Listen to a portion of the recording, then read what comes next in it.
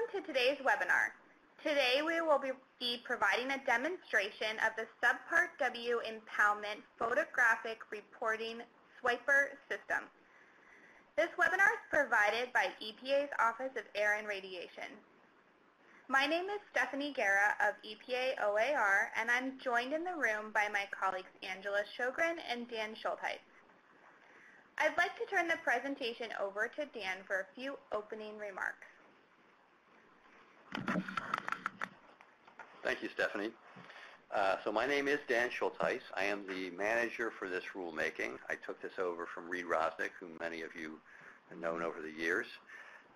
So the final rule was published on January 17th. It clarifies the applicability of Subpart W to impoundments that manage process liquids, such as evaporation or holding ponds. These are designated as non-conventional impoundments in the new final rule. Because these impoundments manage materials that have the potential to generate radon, if they're allowed to dry out, the potential increases significantly. So there is a new requirement in the rule for these impoundments that the liquid level be maintained such that there is no solid material visible above the liquid level in the impoundment. And as a part of that, we've incorporated a new reporting and record-keeping requirement, one of which is to take digital photographs of the impoundment on a weekly basis and upload them to this system that we're demonstrating today on a monthly basis. We anticipate that you can take those photos during your daily inspections that you're doing according to NRC regulations, and thus it would not represent a significant burden to go out and take a photo once a week to show that the liquid in the impoundment is maintained above a certain level that we can't see the solids in the impoundment. Stephanie mentioned Angela Sjogren, who's also here. Angela worked with our Office of Environmental Information to develop this system. It's housed within EPA's Central Data Exchange System, which you'll see. This is part of the demonstration, how to log into that and create an account. And we think that it is simple to use and will be fairly intuitive once Stephanie demonstrates the basics of it, and you'll be able to use it fairly effectively. So with that, I'll turn it back over to Stephanie and let her show you how the system works. Thank you, Dan. Today we're going to be covering a lot of information. So let's just give you a quick idea of where we're going. To begin this process and to log in the future, you're going to want to visit our EPA CDX website shown here. We'll come back to this in just a moment. The other thing that I wanted to mention is if at any point you have questions about the system or requirements, or you want to follow up with us, please contact Dan. His contact information is provided on this slide. So now that we've finished that brief introduction, let's get into CDX. We're going to be talking about 3 different processes in CDX. I'm going to take a moment to share my screen. Give me a second. So that we can show you the actual CDX web page that you'll be logging on to enter your information. The 3 different processes we're going to talk about today are how to set up an account and log in, how to add an impoundment to your account, and how to submit a report. So let's first start by setting up an account and logging in. You're going to want to visit our web page here. The URL is up in the corner, and we also showed this same URL when we kicked off the presentation. Note that if you already have an account, you do not need to set up a new account. You'll be able to add an impoundment to your existing account by following instructions that we'll discuss in the Adding Impoundments to Your Account section. But let's look at this from the standpoint of new users who do not already have an account. If you don't have an account, you're going to want to register with CDX. Click this green button with the white hyperlink, Register with CDX. You'll want to check the box to accept the terms and conditions, and then proceed. I'm going to do those right now. Upon acceptance of the terms and conditions, you'll be directed to this page, the Core CDX registration page. Here you'll be prompted to select a program service name. In the active program service list, search for SWIPR and select the SWIPR Subpart W Impoundment Photographic Reporting option from the pre-populated drop-down list. You will be directed to the Registration Information section of the Core CDX registration page.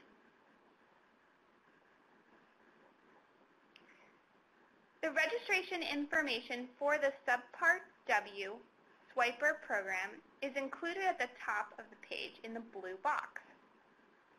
You're going to be required to enter information in two sections.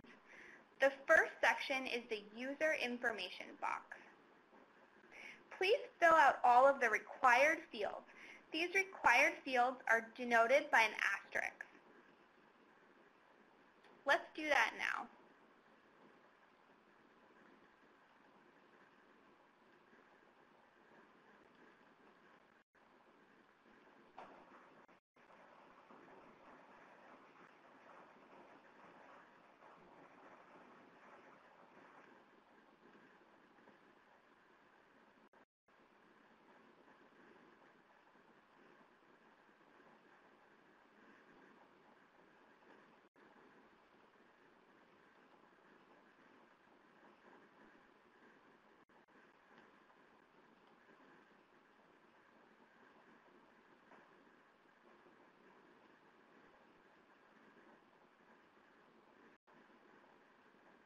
Once you've completed the first section on user information, you're going to want to include information in Part 2 about your organization.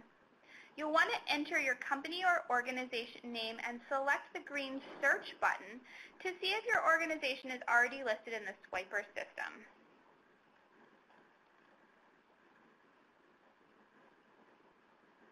If your information is already available, please select it from the table of search results by clicking the blue hyperlink next to the organization ID. Let's show you what that might look like.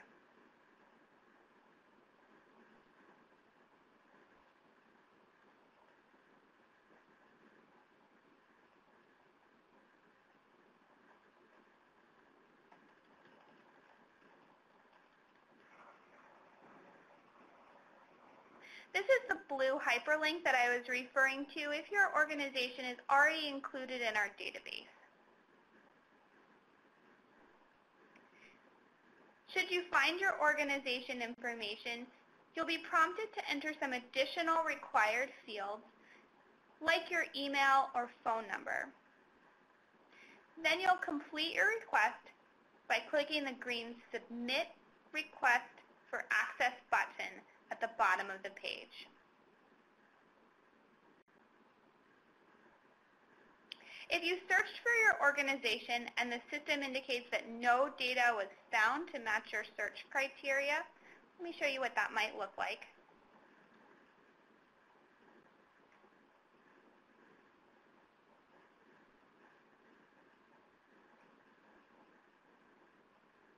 So in this case, no data was found to match my search criteria.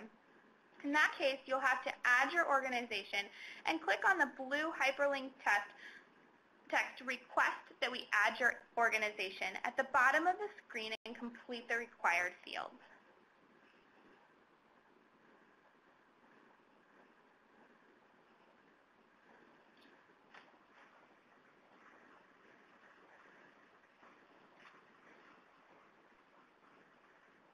Let's go through that now.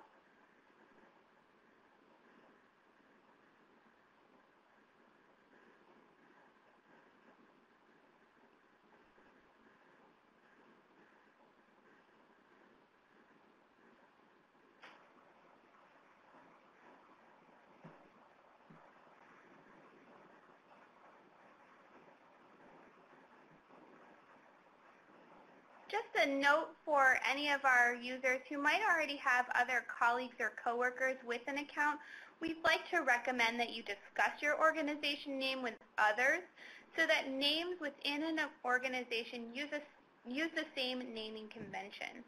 What I mean here is that if you are the Environmental Protection Agency, you'd want to agree on a common naming convention, such like everyone use EPA versus US EPA versus Environmental Protection Agency, and so forth. Another thing you'd like to consider is whether you're going to enter your facility instead of the company as the organization. We want to caution you to be consistent. If you're accidentally not consistent with other people in your organization, don't worry, but contact us. Your organization name shouldn't create any problems for reporting, but we would like all organizations to be as consistent as possible.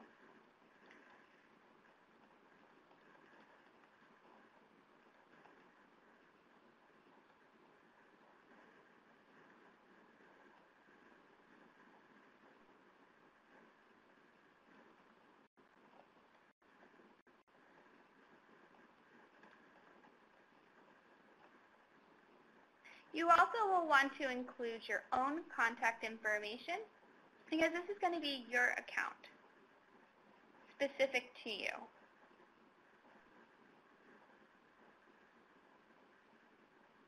Once you're finished, you're going to want to submit request for access using the green button at the bottom of the screen.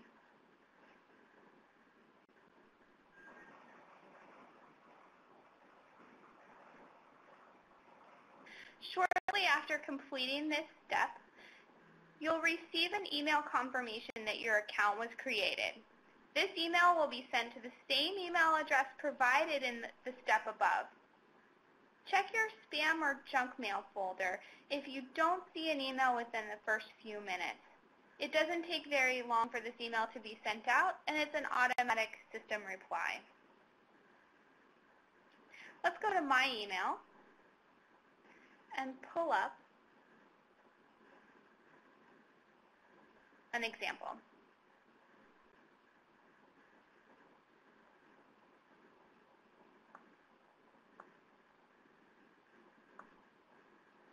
Give it just a second for it to update.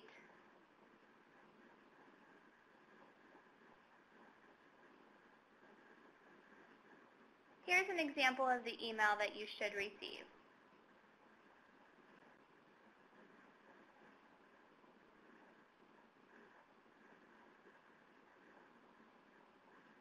Let's click on the link and log in.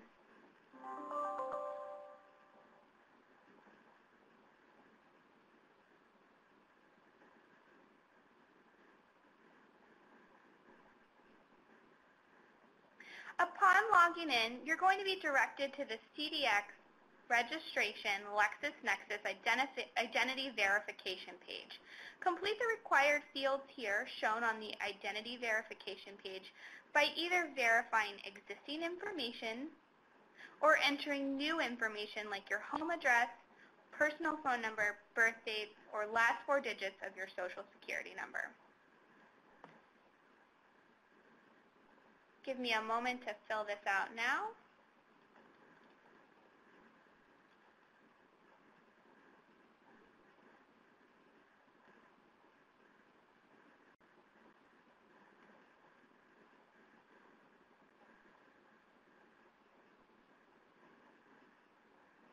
Again, you're going to want to pick information that's specific to you, not your coworker, not anyone else, just you.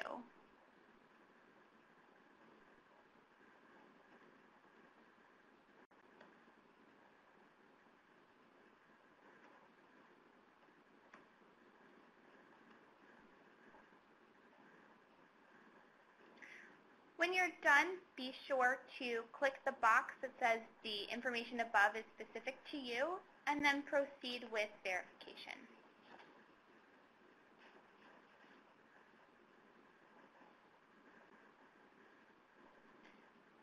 Again, this information is used to verify your identity and should be specific to you. You'll next be directed to the CDX Registration Additional Verification page. Select your 5 signature questions and answers.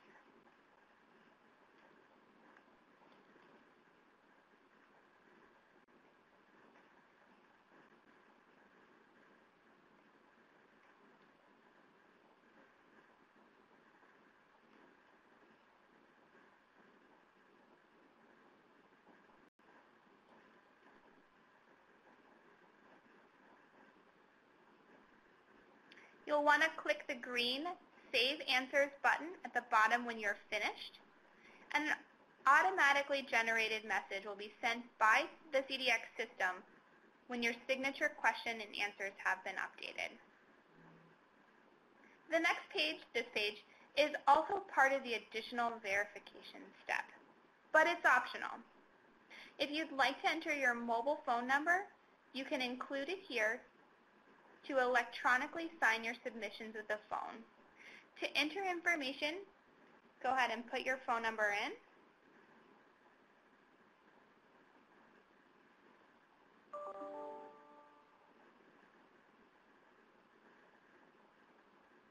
And click Send.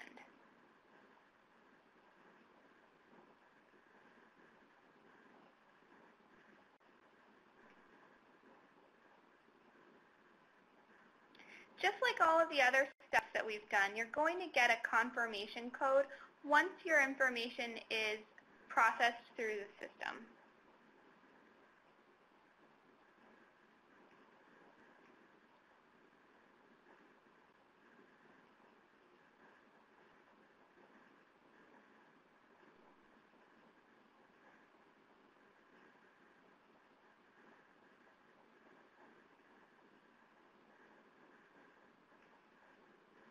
Again, this step is optional. If you do not wish to include a mobile phone number to associate with your account, you can click the blue hyperlink, Skip Mobile Number Setup.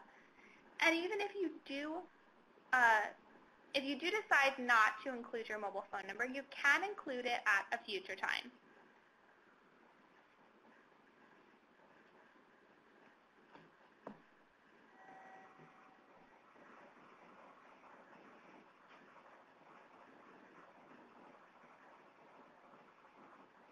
The next page, Electronic CDX Electronic Signature Agreement, is an agreement with the CDX system.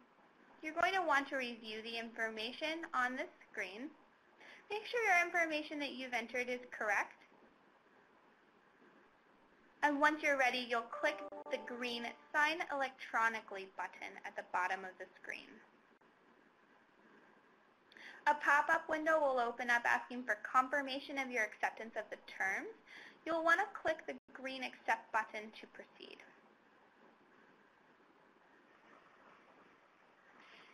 You'll next be asked to identify yourself in 3 steps.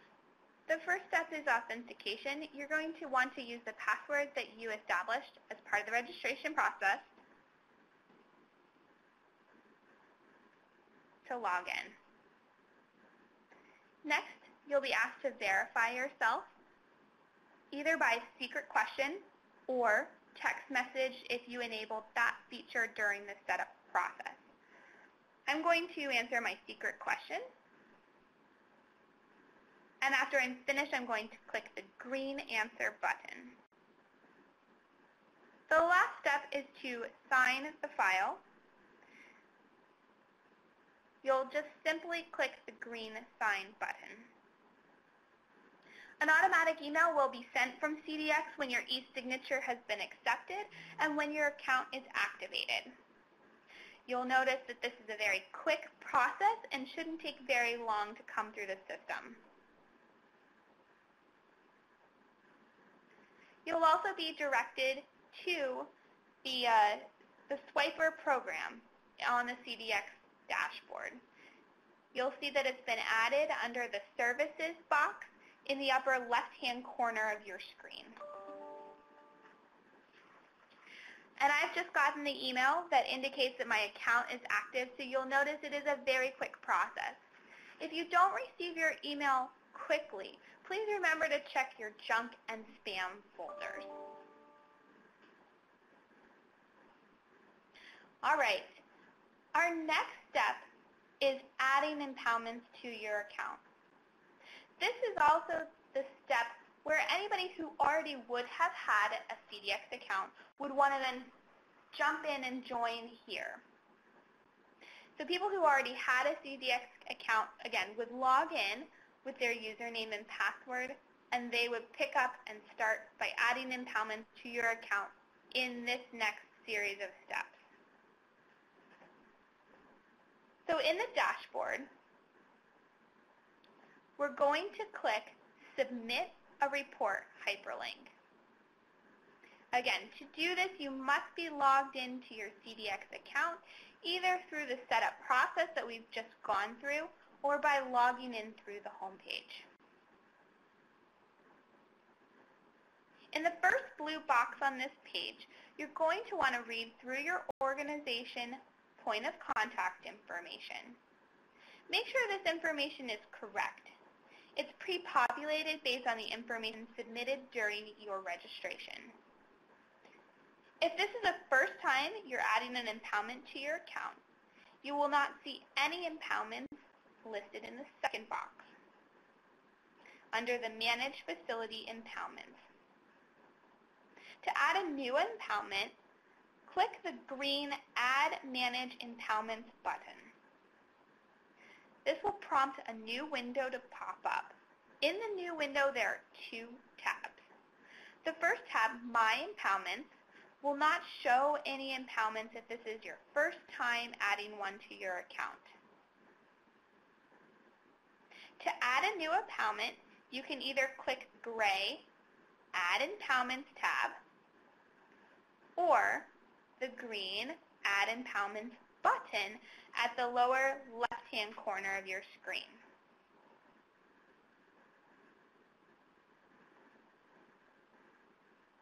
Before adding a new impoundment, it's a system requirement to search the existing registry of files.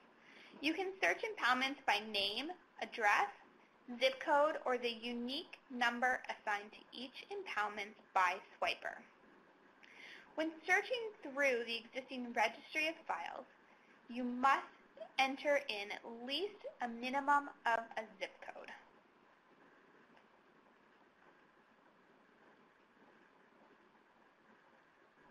However, if you know more information about your impoundment, adding additional, more specific search terms will yield fewer results. Search impoundments. I did the broadest category. I'm just going to search by impoundments in my zip code 22015. Again, since I did not include a whole lot of very specific information, I'm going to have a much longer list of impoundments to review. Note that your impoundment is only going to be found by our system if it was entered by you or someone else already.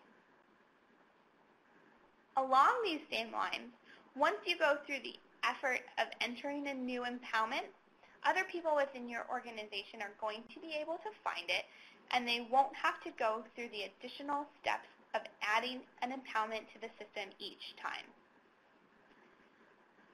Once you complete your initial search, if your impoundment is listed in this results tally, select the radio button next to the impoundment and then click the green Proceed at the bottom of the page.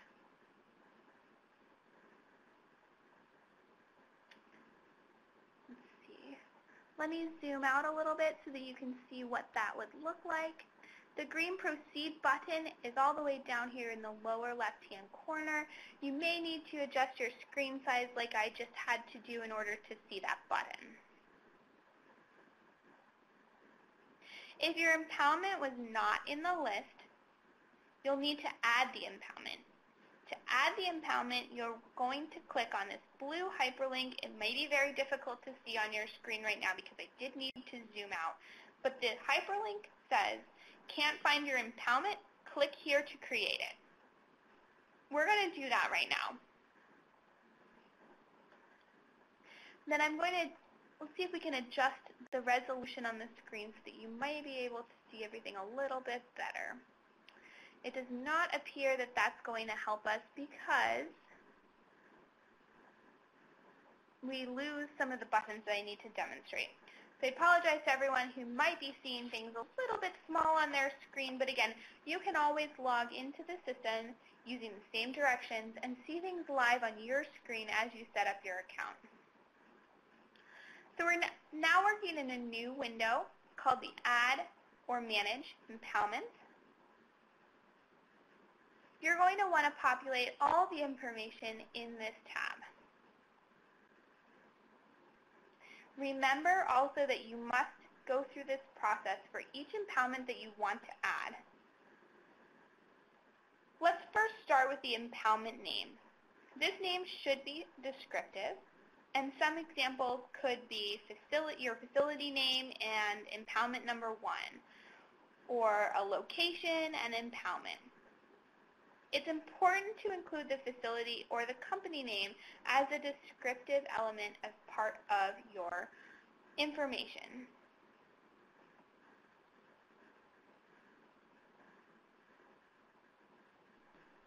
You're going to be asked to include your impoundment address.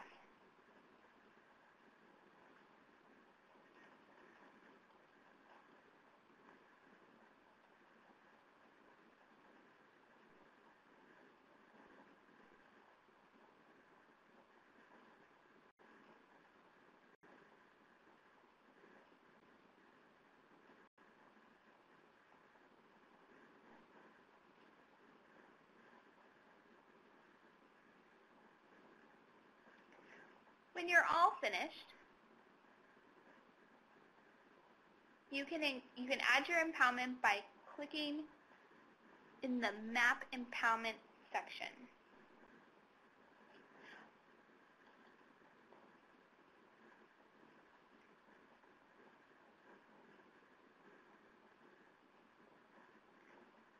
An aerial view of the impoundment is brought up in the right-hand side of your screen. This is based on the map address that you entered here as part of your impoundment address. We do realize that the impoundment address may not drop an X directly over your impoundment. If that's the case, you can move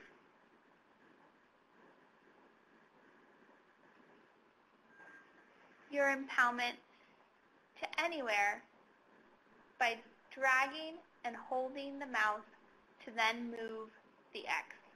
We want the X to be directly over the impoundment.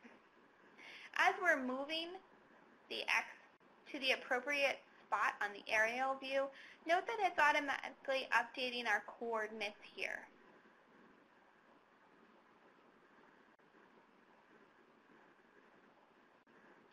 So again, you're going to want to put the X directly over the impoundment. If you don't see your impoundment or need to move out, you can zoom in or out on your map view. And just try to get the X over the appropriate section.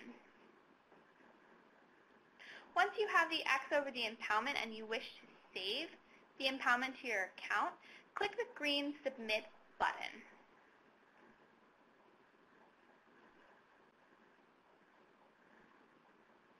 We're not done yet. This is a very important part of the process.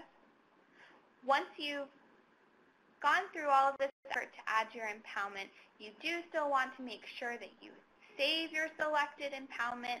To do this, you have to click the Save Selected Impoundment button before you click the Close button. Give my system just a second. Again, I'm going to repeat that because it is very important. We don't want you to lose all of your hard work. You must click the green Add Impoundment button before you close the window. Once you save your impoundment, you'll see that it's no longer listed as pending, but now you have an actual registry ID associated with your impoundment. The impoundment is also now associated with your CDX account. We can close this window.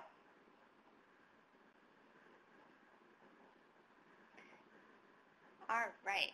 So again, we've added our impoundment. It's listed here under the Manage Facility Impoundment section of the web page, and we're now ready to begin submitting reports.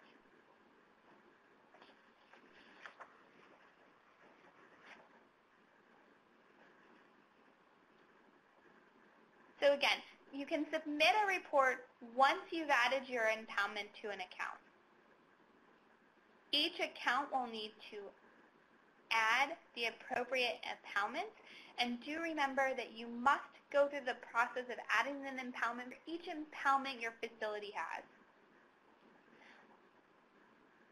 To begin submitting a report, you can select Submit Reports from the main screen.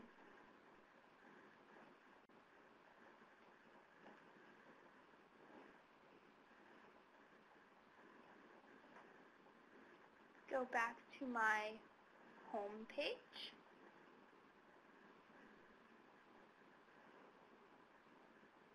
Here we go. Our role will want to submit a report. It's a blue hyperlink that you'll want to click on. And this is in the account dashboard.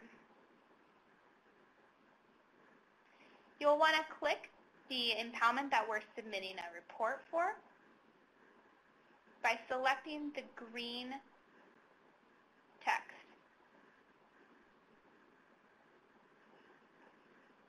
On this page, we'll be asked to include and update some photographs. Remember to only submit images for one impoundment at a time.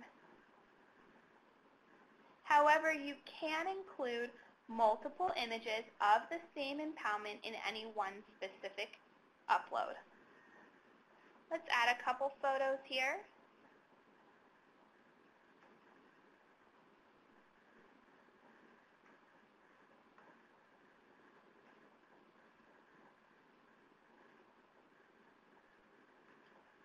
Again, of a single impoundment, you can include multiple photos.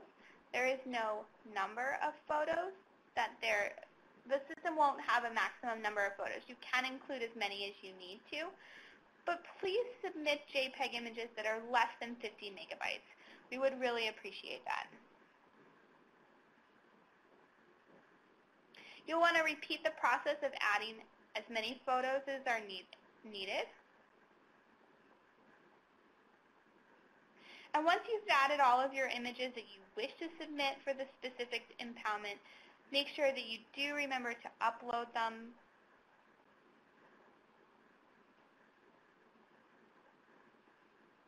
Once the photo is uploaded, you'll have the opportunity to enter some descriptive information about the photo and/or the site.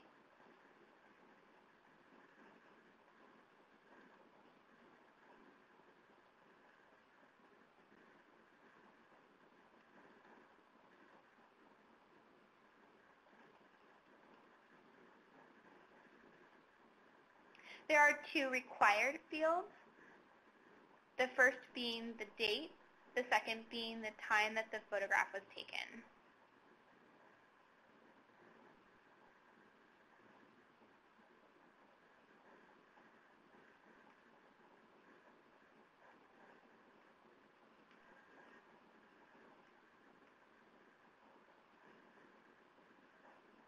There is an additional notes field at the bottom of your screen, and this section should include any relevant information about the submission or the impoundments in general. This could be something about the weather,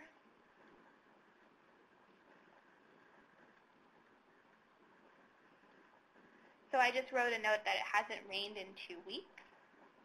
You could also include other information such as site-specific descriptions, meaning saying something like this impoundment is on a hill, or the photo above reflects the shallowest portion of the impoundment.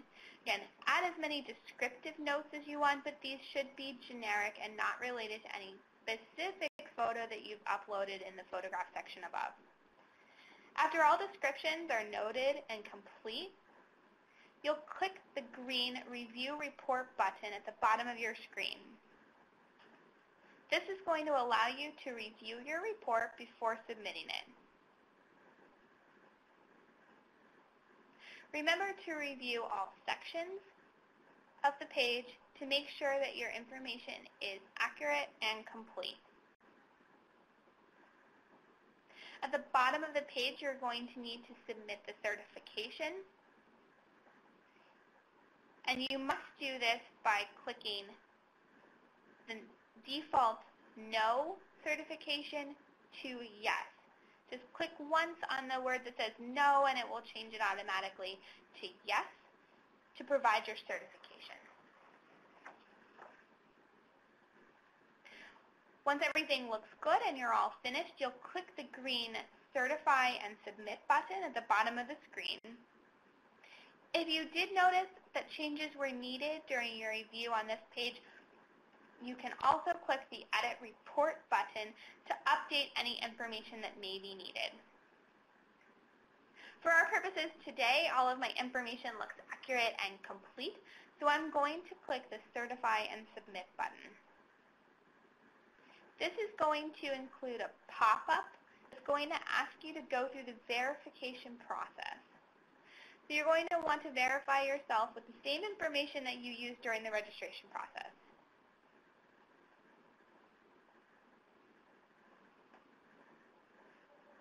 The first step is authentication.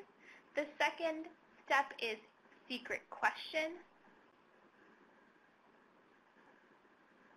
And the third step would be to sign the file.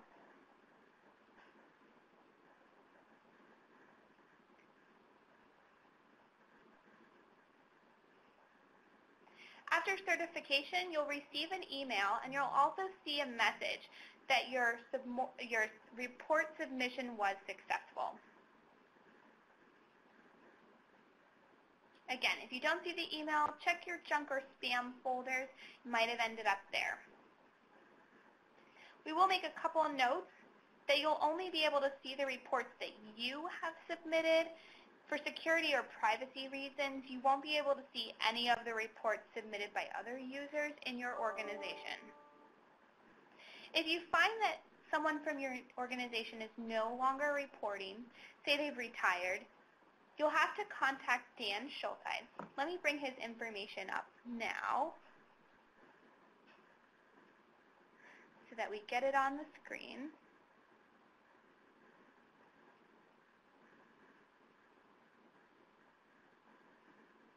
Go back so that everyone has the information just nice and handy. Dan's email is shown on the Contact Us slide here. You can send him an email or give him a phone call. Again, if someone from your organization is no longer reporting, you're going to have to contact Dan so that we can work with you to gain access to the account that's no longer being used. It's also worth mentioning that reports can be printed, and you can print the report along with any attachments. I'd like to thank everyone for listening to today's presentation. Again, if you have any questions or require any additional follow-up, Dan's phone number and email are on this slide. Please do not hesitate to contact him. Thank you again, and we appreciate your time.